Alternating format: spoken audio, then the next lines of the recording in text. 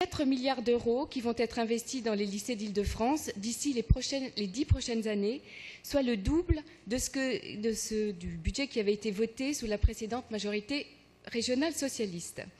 Cela démontre bien la volonté de la présidente actuelle Valérie Pécresse de mettre l'éducation et les lycées au centre et au cœur des priorités de la région Île-de-France. Ce PPI répond donc à une urgence démographique et à une urgence patrimoniale. Tout d'abord, une urgence démographique. Gouverner, c'est prévoir l'arrivée au niveau régional de 90 000 nouveaux lycéens d'ici 2030, arrivée qui n'avait pas été anticipée par l'ancienne majorité. Ce sont donc 12 nouveaux lycées qui seront construits sur tout le territoire d'Île-de-France d'ici 2027.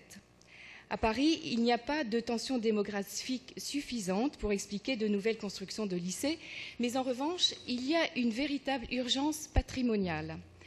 Quel élu dans cette Assemblée n'est pas le témoin impuissant de la dégradation de nos cités scolaires, grands vaisseaux de la fin du XIXe siècle? Comment ne pas s'offusquer de l'état pitoyable des bâtiments, des salles de classe, des réseaux d'électricité, des escaliers qui ont été pratiquement laissés à l'abandon pendant 17 ans? Il faut entendre les proviseurs des grands lycées parisiens qui s'alarment de l'état de leur établissement en invoquant non plus l'urgence, mais l'urgence de la situation. Cette urgence patrimoniale est une question d'égalité de chaque lycéen à étudier dans de bonnes conditions, dans un cadre sécurisé et sain. C'est ce que la région a enfin décidé de faire avec sa nouvelle majorité, en investissant à Paris plus de 470 millions dans les lycées.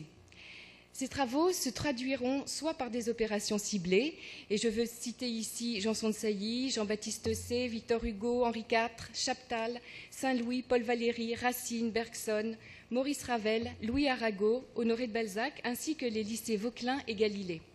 Ces travaux se traduiront aussi par des opérations de restructuration dans les cités scolaires de Jacques Decour, de François Villon, Hélène Boucher et les lycées Edgar Quinet, Corvisart, Lazare Ponticelli et François Rabelais.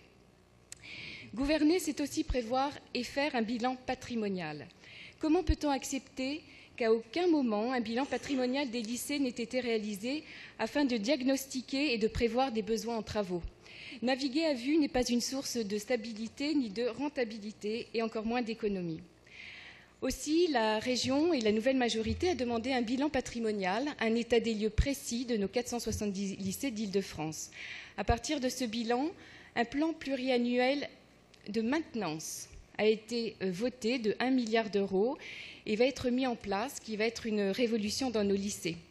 À présent, chaque établissement disposera d'une carte d'identité et d'un carnet de santé, diagnostiquant les travaux à prévoir, les chiffrant et les inscrivant dans le temps.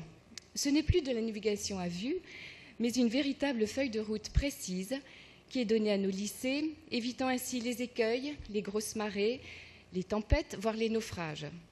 En conclusion, je souhaiterais dire combien ce plan pluriannuel d'investissement et de maintenance de 5 milliards est une ambition sans précédent pour nos lycées d'Île-de-France et que notre groupe UDI Modem se réjouit de voter avec enthousiasme. Je vous remercie.